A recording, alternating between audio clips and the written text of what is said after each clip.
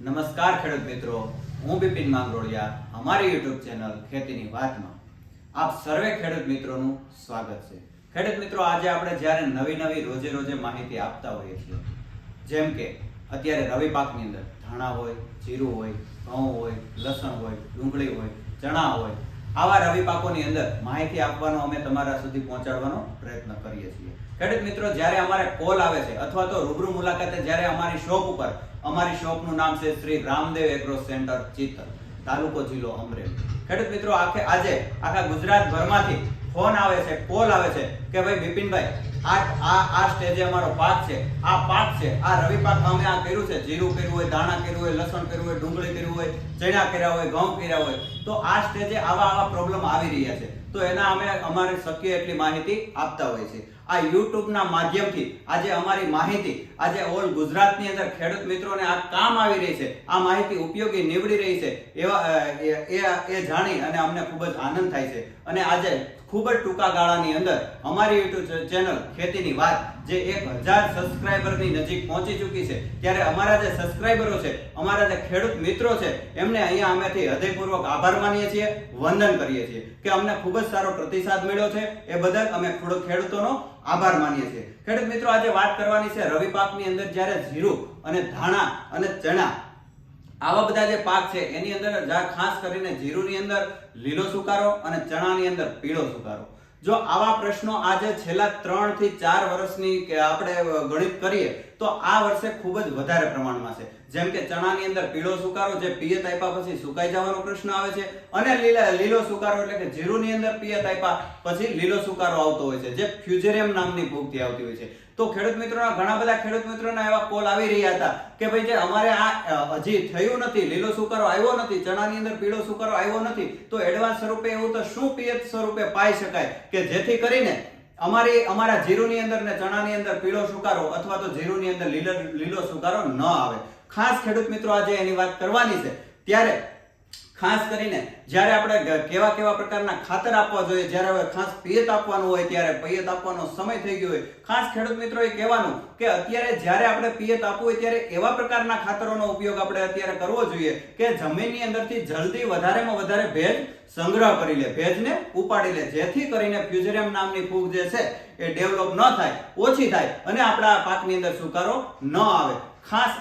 જો આપણે એવા ખાતરની વાત કરીએ તો એની અંદર સૌપ્રથમ છે એમોનિયમ સલ્ફેટ, આપણે જેને એમોનિયા મોરસિયા નામથી ઓળખીએ છીએ, ત્યાર પછી આવે છે 20-20-0-13, ત્યાર પછી 12-32-16, આવા બધા પ્રકારના જો ખાતરોનો ઉપયોગ કરશું ત્યારે તો આપણી જમીનની અંદર જે આપણે પીએચ સ્વરૂપે ભેજ આપીએ છીએ એ ભેજ જલ્દીથી શોષી લે અને આપણા પાકની અંદર સુકારો આવતો અટકે। ખાસ કરીને 5 તારા પોટાશ પણ આપણે વાપરી શકીએ છીએ, પોટેશિયમ સોનાઇટ પણ વાપરી શકીએ છીએ, જે સલ્ફર મિલનું ઝીંક આવે છે, જે ઝીંક અને સલ્ફર બંને મિક્સ આવે છે, ટેકનોજેડ નામથી આવે છે, એ પણ વાપરી શકીએ છીએ। સુમિલ કેમિકલનું આપણે ઝીંડા કરીને આવે છે, એની અંદર પણ સલ્ફર અને ઝીંક આવે છે, એ પણ વાપરી શકીએ છીએ। 80% સલ્ફર વાપરી શકીએ છીએ, 90% સલ્ફર વાપરી શકીએ છીએ કે આ બધા જે ખાતરો છે જમીનની અંદરથી પડેલા આપણા જે પીએચ સ્વરૂપે આપેલા ભેજને તાત્કાલિક ઉપાડી લે છે, વહેલામાં વહેલી તકે સંગ્રહ કરી લે છે, જેથી કરીને આપણે સુકારા સામે ખૂબ જ સારી પ્રતિકારકતા આપીએ છીએ। એની સાથે શું ભેળવવું જોઈએ અથવા તો શું પીવડાવવું જોઈએ પિયત આપવાની સાથે, જો એની વાત કરવામાં આવે ખેડૂત મિત્રો, તો ખાસ કરીને જો અત્યારે પિયત આપવાનો સમય થઈ ચૂક્યો હોય તો ખાસ કરીને પીઆઈ કંપનીનું કીટાજીન આવે છે। ખેડૂત મિત્રો, આને 16 ગુઠાના વીઘા દીઠ 1 વીઘાની અંદર 200 થી 250 ml લેખે જો પીએચ સ્વરૂપે આપી દેવામાં આવે તો ખાસમાં ખાસ આપણે લીલો સુકારો અને પીળો સુકારો અને લસણ ડુંગળીની અંદર જે બાફીઓ આવે છે, ખાસ કરીને ઉત્પાદનની અંદર મોટામાં મોટો ઘટાડો લાવી શકે છે, એવી જે ફંગલો આવે છે એને જો આવા મોલિક્યુલો વાપરી અને આને પીએચ સ્વરૂપે આપી દેવામાં આવે તો ખાસમાં ખાસ આપણે આને કંટ્રોલ કરી શકીએ છીએ। પણ આની સાથે શું આપવું એની વાત કરવામાં આવે જો ખાસ તો આની સાથે આપી શકાય છે હુમિક ગોલ્ડ, જે ખાસ કરીને વલ્લભ પેસ્ટિસાઇડ નું આવે છે, અને આની અંદર આવે છે હુમિક એસિડ અને એમિનો એસિડ, આ બંનેનું કોમ્બિનેશન આવે છે। હવે આની અંદર જે હુમિક એસિડ આવે છે એનું કામ છે તંતુ મૂળનો વિકાસ કરવાનો,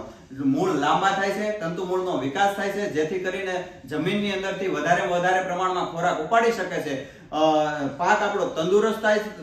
થાય છે અને રોગ પણ નાબૂદ થાય છે. એટલે કે મતલબ કે આપણે રોગને પ્રતિકારકતા સામે છોડ આપી શકે છે. અને સાથે સાથે આની અંદર એમિનો એસિડ પણ રહેલું છે, જે ફૂટ કરવામાં, ફ્લાવરિંગ સમયે ફાલ બેસાડવામાં, ટૂંકી ફૂટ કરવામાં ખૂબ જ ઉપયોગી નીવડે અને ગ્રીનરી લાવવામાં ખૂબ જ ઉપયોગી નીવડે એવું આની અંદર એમિનો એસિડ પણ છે. તો આ બેની જે જોડી છે એ સાથે આપી દેવામાં, જો પીએચ સ્વરૂપે આપી દેવામાં આવે, બંનેને 250 ml 250 ml પ્રતિ 16 ગુઠાના વીઘા દીઠ જો આપી દેવામાં આવે તો સારામાં સારી રીતે આપણા પાકનું આપણે રક્ષણ કરી શકીએ છીએ. સુકારા સામે ખાસમાં ખાસ આપણે પ્રતિકારકતા લાવી શકીએ છીએ. અને ત્યાર પછી હજી કોઈને કાંઈ પ્રશ્ન ન હોય, માનો કે લીલો સુકારો ન હોય, પીળો સુકારો ન હોય, છોડ તંદુરસ્ત છે, પાક તંદુરસ્ત છે, પણ એડવાન્સ સ્વરૂપે જો આવું આપવું હોય તો આપણે જૈવિક નિયંત્રણની જે વાત કરી હતી તો એની જો વાત કરી દેવામાં આવે તો તુલસી એગ્રી ઇનોવેટિવનું સ્ટાર પ્રોટેક્ટ આવે છે, જે લાઇફોલાઇઝેશન ટેકનોલોજી દ્વારા બનાવેલું, જેની અંદર 7 પ્રકારના બેક્ટેરિયા આવે છે, જેની અંદર માઇકોરાઝા આવે છે, ટ્રાઇકોડર્મા વિરિડી આવે છે, સુડોમોનાસ આવે છે, 2 પ્રકારે બેસિલસ આવે છે, પછી મેટારિઝિયમ આવે છે અને બેસિલોમાઇસિસ આવે છે. ખાસ કરીને આપણે જો વાત કરીએ તો ખોરાકના બેક્ટેરિયા પણ રહેલા છે, ફંગસના બેક્ટેરિયા પણ રહેલા છે અને સાથે સાથે મુંડા, કૃમિ, નોમેટેડ જેને આપણે કહીએ છીએ, એનાથી જે નુકસાન થતું હોય એની સામે રક્ષણ આવતા પણ બેક્ટેરિયા આમાં આવી શકે છે. ખાસ કરીને જ્યારે આપણે એડવાન્સની અંદર આને 250 ગ્રામ પ્રતિ એકર 250 ગ્રામ પ્રતિ એકરના માપથી જો આપીએ તો ખાસમાં ખાસ આપણે આપણા પાકનું રક્ષણ પૂરું પાડી શકીએ છીએ. ખેડૂત મિત્રો, ઘણી અલગ અલગ માહિતી હોય છે, પણ અમારે જે રોજે રોજના જે પ્રશ્નો આવે છે એને અનુસરીને અમે માહિતી આપવાનો પ્રયત્ન કરીએ છીએ. અત્યારે હાલની અંદર જે જીરુની અંદર લીલો સુકારો અને ચણાની અંદર પીળો સુકારો અને લસણ અને ડુંગળીની અંદર જે બાફિયાનો પ્રશ્ન છે એના માટે માહિતી આપવાની હતી. ખાસ કરીને આગળને આપણા ધાણા, ઘઉં વિશે પણ ઘણા બધી જાણકારી મેળવી અને તમારી સમક્ષ અમે માહિતી લઈ અને આવા વિડીયો લઈ અને આવતા રહીશું. ખેડૂત મિત્રો, અમારી YouTube ચેનલ ખેતીની વાતને સબસ્ક્રાઇબ કરી દેજો. આવો ને આવો પ્રતિસાદ તમારા આશીર્વાદ મળતા રહે એવા હેતુસર એવું માનીને અમે આગળ તમારા સુધી માહિતી પહોંચાડતા રહીશું. ખાસ કરીને આ વિડીયો સારો લાગે તો અન્ય ગ્રુપોની અંદર અને અન્ય ખેડૂત મિત્રોને આવી માહિતી મળતી રહે એવા હેતુસર, એવા ઉદ્દેશ્ય સાથે તમે આગળ ફોરવર્ડ કરી દેજો, શેર કરી દેજો. રજા આપશો. જય ભારત.